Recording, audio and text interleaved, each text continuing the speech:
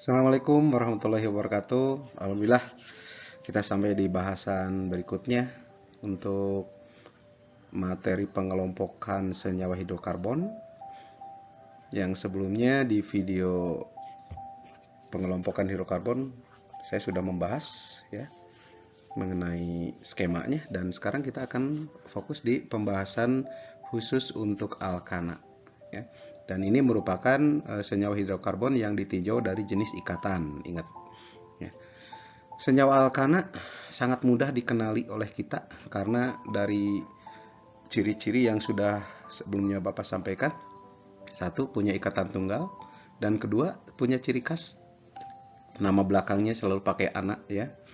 Nah, ini adalah hal-hal yang mungkin secara mudah lah kita kenali ya. Terus di bawahnya Bapak sertakan di sini ada rumus umum untuk alkana ya. Ini tolong difahami, dihafal mungkin. Rumusnya itu CnH2n plus 2 ya. Nanti kita tinjau apa itu N di sana ya, kita bahas untuk lebih lanjut. Siap ya? Kita mulai. Lupa bacakan basmalah ya. Bismillahirrahmanirrahim. Mudah-mudahan Allah memberikan pencerahan pikiran dan memberikan keikhlasan hati kita untuk tetap mau belajar ya. Insya Allah. Yuk kita mulai ya. Oke, kita lihat untuk alkana. Alkana itu adalah merupakan senyawa hidrokarbon jenuh yang hanya memiliki ikatan tunggal. Artinya, di dalam rantai karbonnya semuanya berikatan tunggal. Nah, alkana sendiri itu punya rumus umum yang tertulis dengan CnH2n plus 2. Nah, perlu kita ketahui N di sini adalah menyatakan banyaknya jumlah atom C-nya. Nah, di bahasan sebelumnya saya sudah memberikan tabel ya, nomenklatur minimal dari C yang jumlahnya 1 sampai 10 ya, dengan ketentuan-ketentuan awalannya harus pakai apa, akhirannya pakai apa. Kalau di dalam alkana sendiri jelas akhirannya pasti ana, ya kan? Nah, untuk awalan itu pun sudah jelas. Kalau C-nya berjumlah 1, awalannya meta. Kalau 2, awalan eta. 3, awalan propa. Dan seterusnya sampai 10 ya, waktu itu awalannya deka. Nah, sekarang sedikit ya, Bapak akan singgung mengenai penerapan rumus ini. CnH2n plus 2. Apabila misalnya jumlah atomnya itu 1, berarti N-nya tinggal diganti dengan 1. Nah, di sini aja saya tulis ya, nggak apa-apa. Misalkan C-nya 1, berarti rumus tersebut bisa saya ganti atau saya tulis ya, diaplikasikan menjadi C1, ya kan? Lalu H2N berarti 2, ya kan? Lalu dikalikan 1 dalam kurung kalikan 1, lalu ditambah 2, ya kan? Maaf ini tulisannya jelek banget ya. Nah, berarti ini kalau dibuat menjadi rumus molekul, 1 kan dalam aturan kimia boleh nggak boleh ditulis ya, nggak usah ditulis, maaf, nggak usah ditulis, maka jadilah rumus molekulnya berupa CH4 gitu kan. Nah, ini menerapkan rumus alkana ya kan. Nah, karena jumlah C-nya 1, berarti awalannya kan meta, belakangnya akhirannya ana, maka CH4 itu diberi nama jadi metana gitu kan, metana. Ini pun sama aja dengan jumlah C yang selain 1, tinggal Anda terapkan aja rumus alkana ini ya.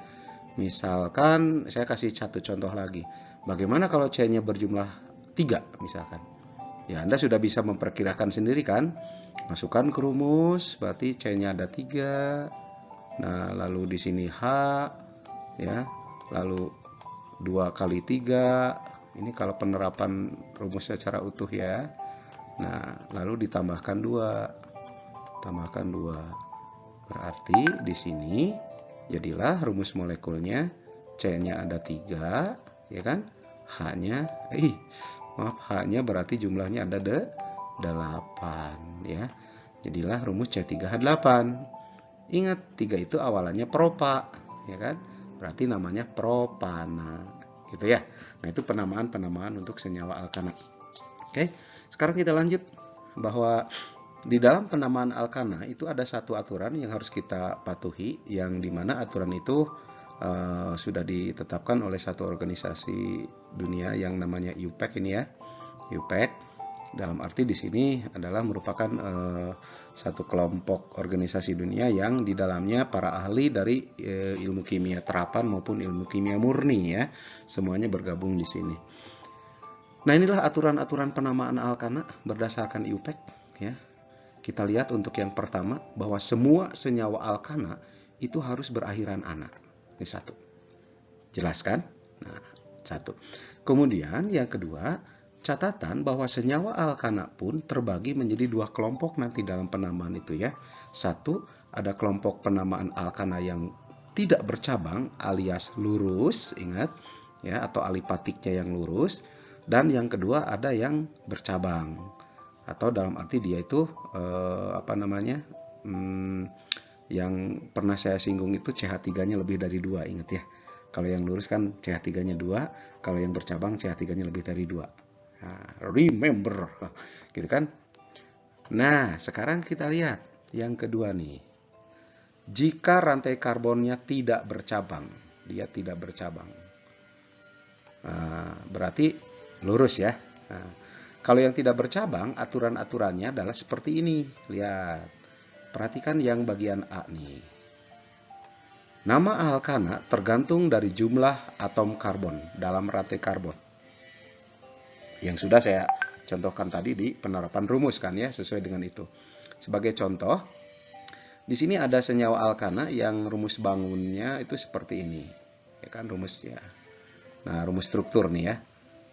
CH3 strip CH2 strip CH3 ya. Nah, perhatikan di sini jumlah atomnya itu atom C ya. Jumlah atom C-nya ada 3. Ada 3. Ya kan? Berarti kalau dia ada 3, ingat awalan propa, ya kan? Awalan propa lalu kasih akhiran ana, jadilah bernama propana. Begitu ya. Nah, kita akan menemukan banyak sekali variasi-variasi dari rumus struktur senyawa alkana nanti ya. Insya Allah lebih banyak kita berlatih, lebih banyak kita membaca, insya Allah itu akan kita temukan dan kita dapatkan serta kita pahami. Kita lanjut ya. Dilanjut dengan penamaan alkana yang tidak bercabang atau lurus. Tetapi untuk yang jumlah C-nya lebih dari 4. Nih. Ya, dia punya rantai karbonnya di atas 4. Gitu ya. Maka aturan IUPAC di sana mengatakan bahwa penamaannya harus diberi awalan huruf N kecil. N kecil ini dibacanya adalah normal. Itu dibacanya normal, N kecil. Jangan pakai huruf N besar ya, karena jelas ini aturan simbol pun tidak boleh sembarangan menggunakan, gitu ya. Karena kan kadang kita disepelekan, itu nggak boleh kalau di sini ya. Perhatikan contoh. Di sini ada rumus struktur seperti ini. Ya kan, rumus strukturnya seperti ini. Nah, kalau kita lihat di dalam rumus struktur ini, jumlah atomnya ada 4 ya. 1, 2, 3, 4. Nah, lurus atau tidak ini? Nah, lurus, ya kan, tidak bercabang. Karena apa? CH3-nya ada 2, ya kan? Nah, perhatikan atom C-nya berjumlah 4 di sini ya. Atom C-nya berjumlah 4. Berarti kalau 4 itu awalannya kan buta. Lalu akhirannya ana. Maka namanya jadi butana. Hanya di sini kita cantumkan di depannya huruf N. Nah, N strip butana. Nah, di sini tolong kalian lebih teliti ya. Jadi menuliskannya nggak boleh N butana, enggak. Tapi N strip butana. Ya. Hal-hal sekecil itu kadang diabaikan. Tapi untuk kalian tidak ya.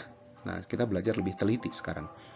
Jadi normal butana. Jadi ini dibacanya adalah normal butana. Artinya butana dengan rantai karbon yang tidak bercabang, gitu artinya ya. Nah, itulah cara-cara penamaan untuk rantai karbon yang tidak bercabang untuk alkana ya. Sekarang kita akan coba lihat dengan ini, poin yang ketiga nih. Bagaimana kalau rantai karbonnya bercabang? Nah, ini kalau rantai, aduh, Gusti, rantai, maaf, rantai karbonnya bercabang, ya kan? Ini saya hapus dulu nih, jelek banget. Nah, rantai karbonnya bercabang, gitu kan? Nah, ini dia bercabang. Maka kalau yang bercabang punya aturan tertentu lagi, ya. Ya terpaksa kita harus ikuti aturan-aturan ini ya supaya lebih paham. Pertama, tentukan terlebih dahulu rantai karbon induk. Apa rantai karbon induk? Yaitu rantai karbon yang terpanjang. Itu ya, itu namanya rantai karbon induk disebutnya. Sebagai contoh, misalkan perhatikan di bawah di sini ada contoh. Ini ada rumus struktur yang cukup panjang seperti ini. Sekilas kita melihat rumus struktur ini, kita bisa menyimpulkan oh ini bercabang nih. Masih ingat dari mana taunya? Dari jumlah CH3 ya. Oke, bagus. Lihat, CH3-nya kan ini 1. CH3-nya nih. Saya tandain dulu. Kedua, yang ini. CH3-nya. Ketiga yang ini. Berarti kan CH3-nya di atas 2 jumlahnya. Maka kita simpulkan, oh ini adalah rantai karbon alkana yang bercabang. Ya kan? Nah, kalau bercabang, langkah pertama yang harus kita lakukan adalah menentukan dahulu rantai induk atau rantai terpanjang. Itu yang harus kita lakukan pertama. Nah, kita perhatikan CH3 itu kan tadi sudah dibahas sebelumnya di video sebelumnya bahwa CH3 itu biasanya terdapat di bagian ujung. Maka kalian coba kita mencari rantai karbon terpanjang bisa dihitung dari tiap ujung. Ini kita coba-coba ya misalnya. Kita coba-coba dulu. Ini saya menghitung dari arah sini misalnya. Maka ini nomor 1. C ini nomor 1. Ya kan? C ini nomor 1. Ini C nomor 2. Ini C nomor 3. Ini C nomor 4. Ini C5. Ini C nomor 6. Ini C nomor 7 dan ini C nomor 8. Ternyata ada 8. Ya. Kalau ngitungnya ke arah sini misalkan ini 1. C ini 2. Lalu ke bawah ini C nomor 3. Terus ngitung ke pinggir ke sini. Berarti C ini nomor 4. Oh, pendek. Ada yang lebih panjang 8. Begitu kan? Ambil yang terpanjang berarti. Demikian pun dari arah sebelah sini, ya kan?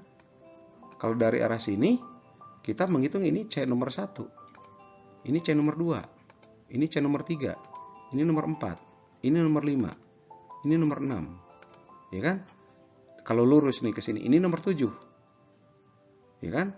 Kalau ke atas, ini yang nomor 7. Dan ini nomor 8. Ya kan? Nah, berarti 7 dengan 8 panjangan 8, maka yang 7 nggak usah dipakai.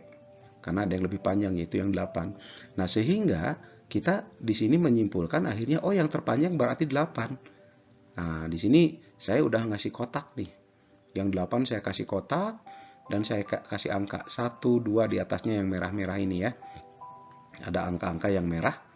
Nah, ada angka-angka yang merah-merah kayak gini.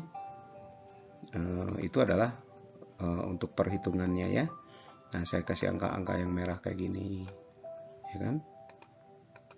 Saya kasih merah seperti ya, ini dan seterusnya ya sampai 8 lah, ya, sampai ke 8. Nah, itulah rantai induknya sehingga kita dapat menyimpulkan rantai yang terpanjangnya adalah 8, ya kan? Nah, kalau 8 berarti kita sudah punya nama induk sendiri yaitu okta, ya kan? Kalau 8 kan awalannya okta. Berarti akhirannya anak. Sehingga kita dapat simpulkan, oh ini terpanjangnya oktana. Begitu. Ya. Nah itu adalah cara menentukan rantai terpanjang. Berikutnya kita lihat bagaimana cara menentukan cabang. Ya kan? Oke, sekarang kita lanjutkan untuk tata cara penamaan alkana yang bercabang. Poin yang kedua. Di poin ke-1 tadi caranya adalah menentukan rantai induk, ingat ya, berarti rantai terpanjang. Cara kedua adalah, ingat, bahwa rantai induk itu diberi nama sesuai aturan alkana berdasarkan jumlah atom C-nya, itu udah jelas tadi ya, C1 sampai C10, kamu udah paham. Nah, sementara untuk cabang, nah ini untuk cabang itu yang tidak terdapat di dalam rantai induk, gitu kan? Ada di luar rantai induk. Kalau tadi kan rantai induk di slide sebelumnya diberi gambar kotak oleh saya, tapi di sini ada di luar kotak itu, gitu kan? Nah, itu adalah cabangnya berarti yang tidak terdapat di induk. Dan cabang itu adalah merupakan gugus alkil namanya, ya. Kalau gugus alkil itu punya rumus tersendiri, yaitu seperti ini rumusnya. CnH2n plus 1 strip. Awas, di situ ada stripnya. Kenapa sih ada stripnya gitu kan? Karena kalau merujuk dari pengertian alkil, ya, pengertian alkil itu adalah bahwa alkil merupakan senyawa alkana yang kehilangan satu atom H gitu, atau satu atom hidrogennya kehilangan, makanya disebut alkil. Nah, sehingga di rumusnya pun di sini ada, di belakangnya ada strip gitu kan, CnH2n plus 1 strip. Nah, strip di sana adalah menggambarkan yang tadinya ada H, kemudian H-nya lepas gitu kan. Nah, jadilah alkil. Nah, untuk alkil sendiri itu punya ciri, penamaannya pun harus diakhiri dengan kata il, ya, pakai il gitu. Nah, berikut contohnya, perhatikan. Misalkan di sini ada rumus alkil, ya. Ada rumus alkil nih. Di bawah ada rumus alkil. Nah, yang ini, ya. CH3 strip, ya. Nah, stripnya ada di kiri, di kanan, nggak masalah lah, ya. Nah, ini sebetulnya apa? CH3 strip ini asal mulanya itu ada dari ini, ya, dari sini. Nah, ini asalnya dari sini. Ingat, CH4. Nah, CH4 ini kan alkana. Kemudian alkana ini kehilangan satu H-nya, gitu kan. Dalam arti dia H-nya mungkin berikatan sama senyawa atau molekul lain. Kehilangan satu H-nya. Maka dia jadilah seperti ini. Ya. Strip di sini adalah merupakan bekas H yang tadi ditinggalkan, gitu kan. Strip sini. Nah, bekas H tadi ini. Jadilah CH3. Nah, kalau C-nya kan di sini jumlahnya 1. Ya kan? Kalau jumlah C-nya 1 kan awalannya itu tadi meta, ingat ya? Meta. Tetapi karena sudah menjadi alkil, namanya bukan metana lagi, tapi jadi metil. Metil, ya kan? Jadi dalam arti metil, kalau ya ini kalau dibuat dibagi gitu ya, kata-katanya di meta 1 alkil disatuin metil, gitu kan? Nah, artinya jumlah C-nya 1. Demikian pun yang bawah nih, yang kedua. Ini adalah berasal dari C2H6 awalnya, ya. C2H6. H-nya lepas 1. Jadilah C2H5. Tuh lihat, di sini C-nya ada 2. C-nya ada 2. H-nya di sini ada 2, di sini ada 3. Jumlahin menjadi 5, ya. Maka yang ini pun sebetulnya bisa ditulis begini, strip, ya. C2H5. Ini kalau dipadatkan, ya, dimampatkan, maaf, bukan dipadatkan. C2H5 ini ada stripnya tetap di sini, ya. Nah, dia adalah namanya etil. Karena kenapa? Karena C-nya berjumlah 2 kan. Berarti kalau 2 itu kan eta. Eta tambah il, ya. Nah, alkil ingat. Jadi di situ digabungkan namanya etil. Nah, ke bawahnya sama aja. Kalau yang propil berarti asalnya dari propana yang kehilangan satu H-nya, jadi propil. C3H8 awalnya, jadi C3H7 strip, ya. Yang ke bawahnya tinggal Anda pahami sendiri, yang ke bawahnya, ya kan? Butil, pentil. Nah, kalau pentil berarti punya nama lain amil, ada heksil, heptil, ya kan? Bahkan kalau sampai 10 mah berarti setelah heptil oktil. Setelah oktil nonil, setelah nonil dekil, ya. Jangan dekil, ya. Bahasa Sunda orang dekil kurang bagus, ya. Dekil, ya. Nah, itu sampai 10, oke? Nah, itu adalah untuk alkil, ya. Kita nanti dalam sistem penamaan mudah-mudahan lebih tergambarkan lagi, oke? Nah, untuk yang selanjutnya ini masih dalam nama-nama alkil, ya. Nah, tadi udah saya singgung ya, oktil, nonil, dekil ya, berarti sampai yang C-nya berjumlah 10 nih. Tapi ada beberapa alkil lain yang harus kalian kenal ya, yang rumus strukturnya seperti yang ini. Nah, rumus strukturnya seperti ini. Itu namanya isopropil. Ya. Kalau nanti strukturnya seperti ini, namanya isobutil. Ya. Kita tinggal paham struktur aja, lihat. Ini strukturnya begini, maka sekunder butil. Nah, kata sekunder di sini karena jelas di sini C yang ini berikatan C yang ini nih ya. C ini kan dia terikat di dua atom C lain, yaitu ke sini satu sama ke bawah satu. Artinya C yang tengah ini terikat ke dua atom C yang lain. Makanya di sini ada muncul kata sekunder butil ya, sekunder. Nah, kalau iso itu kan artinya sama gitu kan. Kalau iso itu artinya sama, kalau iso itu ya di sana. Jadi C yang ini, yang terikatnya yang ini berarti yang terikat ke itunya ini. Ya. Terus kalau yang bawah ada tersier butil. Nah, ini juga pahami oleh sendiri. Tersier dari kata apa, ya kan? Ini kuncinya di sini. Dia terikat ke atas satu, ke pinggir sini satu, lalu ke bawah satu. Jadi terikat ke tiga atom C yang lain. Jadi tersier butil. Nah, ini adalah alkil-alkil yang harus kita kenal, gitu ya. Kita kenali saja alkil-alkil ini dengan baik. Insya Allah nanti dalam penamaan kita gabung, kita terapkan ya. Nah, sekarang kita sampai ke poin penamaan alkana bercabang yang ketiga, ya. Nah, kalau yang ketiga ini mulai utuh secara keseluruhan. Saya ingatkan lagi. Pertama apa tadi? Menentukan rantai induk. Betul sekali. Yang kedua adalah menentukan cabang ya, atau menentukan alkilnya. Nah, yang ketiga sekarang adalah kita gabung semuanya, akhirnya menjadi nama senyawanya. Gitu ya. Perhatikan kalimat ini yang ada di kotak biru ini. Kalimat ini kita baca dulu ya. Urutan penulisan nama alkana bercabang itu dilanjutkan dengan menentukan nomor alkil yang terikat pada salah satu atom C di rantai induknya. Penentuan nomor rantai induk dimulai dari atom C paling ujung yang jaraknya terdekat dengan percabangan yang mengikat gugus alkil. Diikuti tanda strip. Nah, hati-hati. Nama alkil ditulis menyambung dengan nama rantai induknya. Itu aturannya. Nah, sekarang penerapannya, lihat ke contoh di pinggirnya. Oke. Contoh ini sengaja saya buat nyambung dengan yang tadi ya, dengan yang tadi. Nah, di sini kita lihat contohnya strukturnya seperti ini, sama dengan tadi.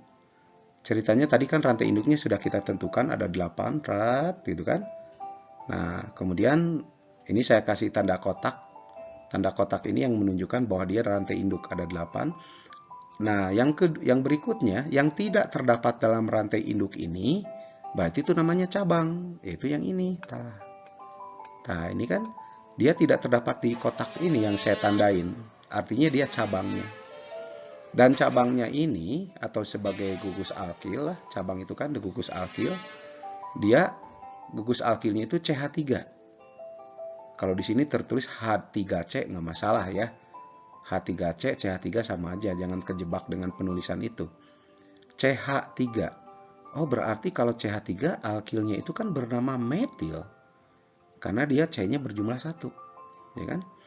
Nah, maka di sini kita bisa menarik kesimpulan seperti ini. Ini kalau saya detilkan begini.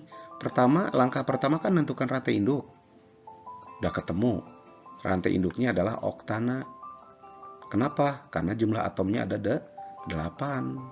Ya kan? Yang kedua adalah menentukan cabang. Cabangnya apa? Metil namanya. Tetapi kamu lihat di dalam rumus struktur di atas tadi, metilnya ini nempelnya di C nomor berapa? Gitu kan? Ternyata nempel di C nomor 3. Mana C nomor 3 yang dimaksud? Ya ini. Ya kan? C nomor 3 yang dimaksud itu adalah ini. Ya kan? Jadi si CH3 ini, CH3 yang apa? Yang bertindak sebagai alkil ini, dia nempel di C nomor 3. Ya kan? Terikat di C nomor 3. Makanya saya kasih keterangan di sini terikat pada atom C nomor 3. Nah, sehingga kalau sudah rantai induknya ketemu, gugus alkilnya ketemu, silakan gabungkan menjadi nama senyawa gitu. Nah, cuman dalam penamaan senyawa aturannya perhatikan. Metilnya kan disebutkan, cabangnya disebutkan lebih dulu, baru nanti di belakangnya nama induknya. Maka tulisnya jadi gini, 3 metil oktana. 3 itu menunjukkan apa? 3 itu menunjukkan bahwa cabang ada di nomor 3. Apa cabangnya? Metil, gitu kan? Apa induknya? Oktana, itu induknya. Nah, jadi digabungkan ini, sehingga bernamalah 3 metil oktana. Ya. Nah, ini penentuan namanya arahnya dari sini, dari sebelah sini arahnya, bukan dari arah sini. Kenapa? Karena kalau dari arah sini, nah dari arah sini, alkilnya itu atau cabangnya itu nempelnya di C nomor berapa? Coba hitung. Kita lihat ya, 1, 2, 3, 4, 5, 6. Berarti C-nya, alkilnya di nomor 6. Sementara di aturan bahwa alkil harus memiliki nomor yang sangat kecil atau rendah. Sehingga kalau dari arah sini C-nya di nomor 3, kalau dari arah sini C-nya nomor 7, nomor 6. 3 dengan 6, kecilan 3, maka yang arah sini tidak dipakai. Gitu. Kita pakai dari arah yang sebelah sini. Ya kan? Nah, begitu cara penamaannya ya. Oke. Ya, sampailah kita ke penamaan senyawa alkana yang berikutnya. Dan perhatikan di sini, untuk penamaan senyawa alkana di sini adalah terdapatnya 2 jenis gugus alkil yang berbeda. Ya. Maka kalau untuk hal tersebut, nama-nama alkilnya harus disusun sesuaikan abjad atau dalam alfabetisnya, ya kan? Tapi nanti untuk masalah penomoran, ya, alkilnya diberi nomor pakai koma, misalnya kalau ada 2 dalam nomor atom C yang sama, kalau terpisah berarti pakai tanda strip, ya. Nah, seperti itu. Nah, sekarang perhatikan, di sini ada rumus bangun yang sudah, rumus struktur yang sudah saya berikan seperti itu. Masih sama seperti yang di slide sebelumnya. Rumus strukturnya kan sudah tahu bahwa di sini rantai induknya adalah 8, ya kan? Berarti oktana, itu kan? Bisa Anda lihat di sana ada 8, tetapi di sana perhatikan ada alkil atau cabang yang terletak di nomor 3 dan di nomor 4, ya. Beda gitu kan? Yang di nomor 3 ada alkil dalam nama metil, ya kan, gugus metil. Dan yang di nomor 4 ada namanya etil gitu, ya. Nah, kemudian kalau kita perhatikan dari sisi alfabetis, ya kan, metil kan berawalan M, sementara etil kan berawalan E. Nah, maka urutan di dalam alfabet E itu kan lebih dulu dibandingkan M. Maka di dalam menuliskan nama senyawa alkananya yang harus ditulis lebih duluan adalah yang etil. Karena alfabetis ya. Nah, maka perhatikan di situ saya tuliskan di bawahnya, rantai induknya adalah oktana. Alasannya kenapa? Karena ada 8 atom karbon yang merupakan rantai terpanjang sebagai rantai induk. Ingat ya. Kedua, di situ ada gugus alkil 2 jenis yang berbeda.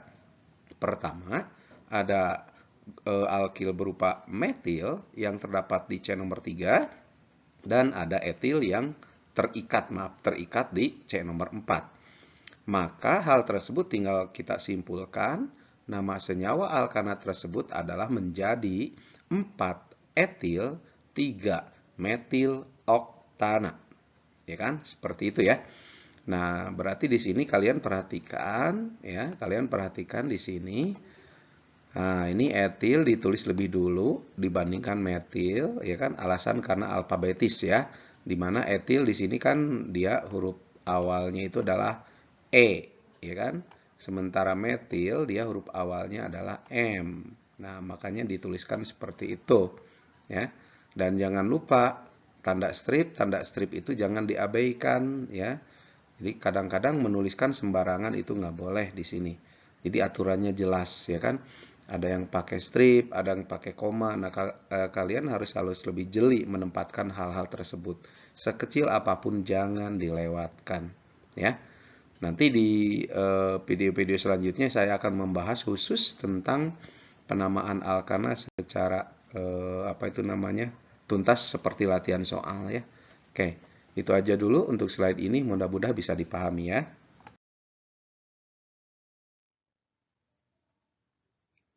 Ya, untuk yang ini masih di penamaan alkana, tetapi kalau di sini untuk alkil yang sejenis, ya, hanya lebih dari satu.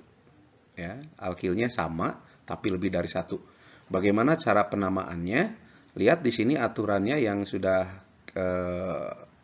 ada, ya, aturannya seperti ini. Pertama itu kalian tuliskan nomor-nomor cabang dari alkil-alkil sejenis dan pisahkan dengan tanda koma. Ya, nah, tadi sudah disinggung, ya. Jika terdapat dua jenis alkil dengan dua nomor yang sama, maka nomor tersebut harus ditulisnya diulang, jadi 2 kali, ya kan? Kemudian itu kalau dua, ya, 2 kali. Kalau seandainya nomornya tidak menggunakan koma, nanti pemisahnya itu akan disalahkan, ya. Jadi hal sekecil tadi saya bilang, tolong pahami itu, ya, tidak diabaikan. Yang kedua, berikan awalan Yunani seperti urutan di untuk 2, tri untuk 3, tetra untuk 4, penta untuk 5, dan seterusnya. Ya, pada nama gugus alkil sesuai dengan jumlah gugusnya. Kalau gugus alkil yang samanya ada 2, maka pakailah di. Alkil yang sama ada 3, pakailah tri, dan seterusnya. Kemudian gunakan juga tanda strip, ya, untuk memisahkan nomor cabang dengan nama alkilnya. Nah, inilah aturannya, ya. Ini bisa ditelaah lebih jauh oleh Anda, oleh kalian, pelajari lagi, ya. Kita lihat contohnya di sini. Nah, ini contoh masih tetap sama, saya pakai rumus struktur yang ini, ya. Di sini rantai induknya sudah kita tentukan, ya kan, oktana karena 8 sudah, ya kan. Kemudian alkilnya, perhatikan di sini alkilnya kan ada 3, perhatikan di gambar alkilnya itu ada ini 1, 2, 3 dan sejenis, ya kan. Semuanya bernama metil, alkilnya karena CH3 kan. Nah, semuanya metil. Tinggal kita lihat nomornya, kan. Untuk metil yang pertama ini ada di nomor 3, ya kan. Untuk metil yang pertama ini ada di nomor 3. Nah, itu kan. Kemudian metil yang ini ada di nomor 4, nempelnya, terikatnya. Alkil yang ini, metil yang ini di nomor 5, ya. Berarti ini saya tulis di sini kan. Nah, ini kan di nomor 3, 4, dan 5. Karena sejenis, maka ini kita tulis menjadi seperti ini dalam namanya. Nah, 3, ingat, awas ada koma, ya. 3,4,5. Karena metilnya ada 3, maka muncul awalan Yunani ini, trimetil. Ya, trimetil, dan ini induknya oktana. Oke? Nah, jadi nama lengkapnya adalah 3,4,5 trimetil oktana. Oke? Iya. Terima kasih untuk yang ini, dan kita lanjutkan lagi, ya. Oke.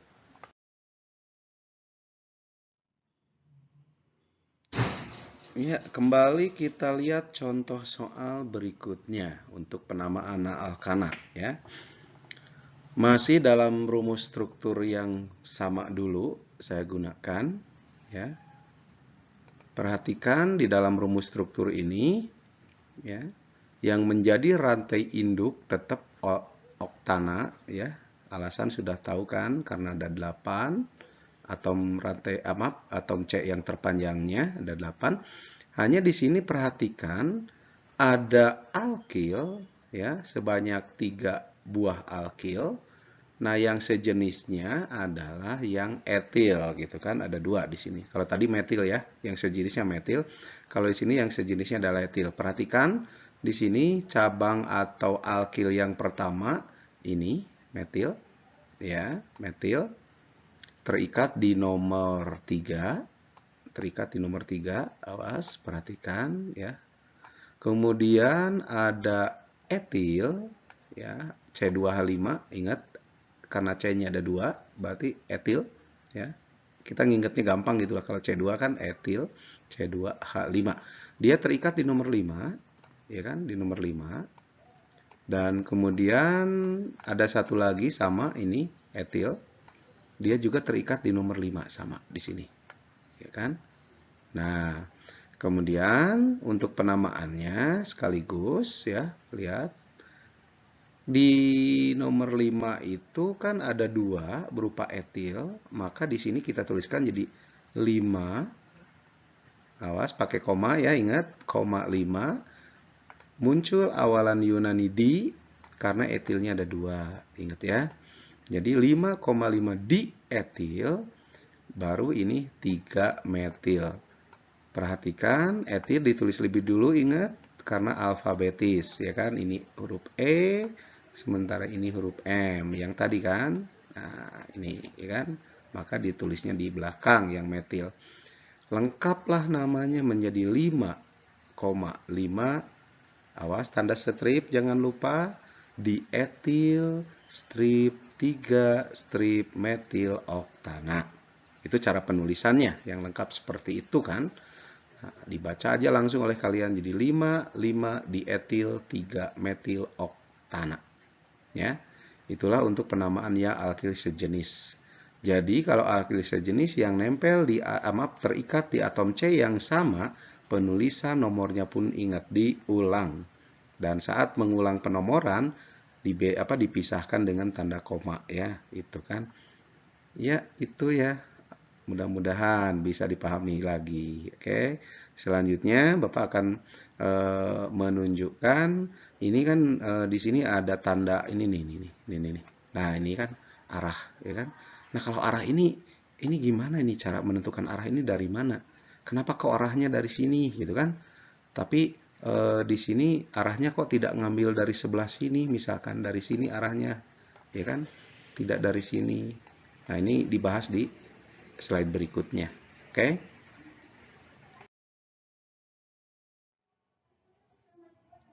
Ya, sampai pada penamaan senyawa alkana untuk yang bercabang berikutnya. Kita perhatikan untuk masalah tata caranya seperti yang ada di sini. Untuk penomoran rantai karbon yang mengandung banyak cabang, aturannya adalah sebagai berikut. Ya. 1. Jika terdapat beberapa pilihan rantai induk, pilihlah rantai yang mengandung banyak cabang, paling banyak cabang. Kemudian aturan yang kedua, untuk gugus alkil dengan jumlah atom C lebih banyak diberi nomor yang lebih kecil. Ingat, itu aturannya. Sekarang kita perhatikan ke sini. Ya, ke rumus struktur yang ada di bawahnya ya. Di sini kalau kita perhatikan dalam rumus struktur ini ada rantai induk yang berjumlah 6. Ya, ini berarti sebagai analisis awal kita menentukan rantai induk ya, yang seperti yang sebelum-sebelumnya. Berarti kita sudah punya nama rantai induk adalah heksana. Ya, kita kena 6. Kemudian di sini ada cabang atau alkil yang terikat pada rantai induk tersebut, yaitu 2 jenis. Yang pertama adalah ini, dan ini yang kedua. Ya, yang pertama sebagai etil, dan kedua adalah metil. Nah, sekarang kita perhatikan kalau etil itu kan jumlah C-nya ada 2, ya kan? Jumlah C-nya ada 2, yaitu ini sama ini. Ya, maaf, ini saya tandain. Itu yang ini sama yang ini. Nah, sementara untuk yang metil jumlah C-nya hanya 1 kan ini. Artinya apa? Etil itu memiliki jumlah atom C lebih banyak dibandingkan metil. Maka sesuai aturan tadi bahwa kalau gugus alkil yang jumlah atom C-nya lebih banyak itu harus memiliki nomor lebih kecil, gitu kan? Nah, sekarang di dalam rantai induk yang 6 ini kalian sebetulnya bisa menentukan arah penomoran itu apakah dari sebelah sini ataukah dari sebelah sini, gitu kan? Nah, kalau seandainya dari sebelah sini berarti kita dari arah sini ya. Kalau dari arah sini berarti etil itu ada di nomor 3. Ini kan ada di nomor 3. Tetapi kalau ngambil dari arah sebelah sini, etil itu kalau dihitung ada di nomor 4. Perhatikan. Ini saya hitung ulang ya dari arah sini nih. Dari arah kanan dari kita. Ini berarti dianggap C nomor 1, ini nomor 2, ini nomor 3, ini nomor 4 berarti. Nah, sementara di aturan bahwa kalau yang jumlah atom C-nya lebih banyak, itu harus memiliki nomor yang kecil kan ini. Berarti tadi kita lihat dari arah sebelah kiri nomor 3, ya kan yang ini. Sementara dari arah kanan ini nomor 4. Berarti yang lebih kecil adalah nomor 3. Oleh karena itu, arah penomoran diambil dari sebelah kiri dari kita ya. Berarti yang dari arah sebelah sini tidak dipakai. Jadi yang dipakainya dari arah sini. Gitu, ya kan? Nah, terus kita perhatikan gugus-gugusnya itu sebagai cabang itu adalah metil ada di nomor 4 ya.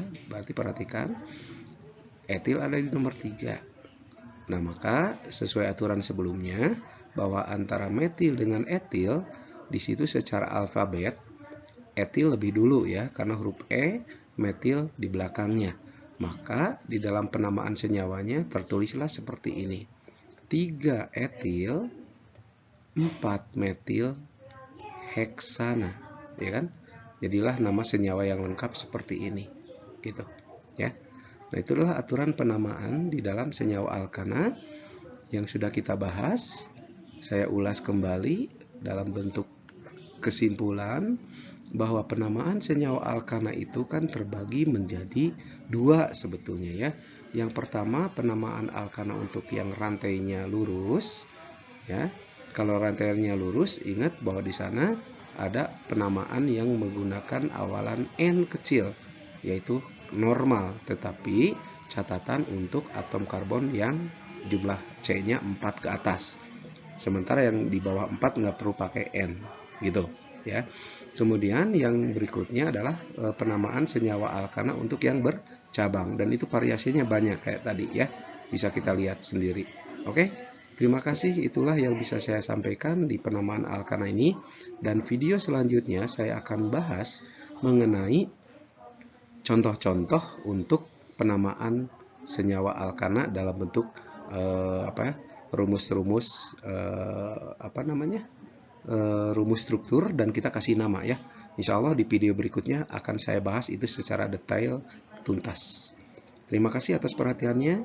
Apabila perlu di-share ke teman-teman ya, dan untuk kalian yang baru menemukan channel ini jangan lupa di-subscribe ya, supaya nanti Anda dapat notifikasi terus dari video-video pembelajaran kimia dari saya. Terima kasih, jangan lupa loncengnya pun ya ditekan supaya notifikasi terbarunya selalu Anda dapatkan. Akhir kata, untuk video kali ini saya ucapkan terima kasih atas perhatiannya, dan selamat belajar dan teruslah belajar. Wassalamualaikum warahmatullahi wabarakatuh.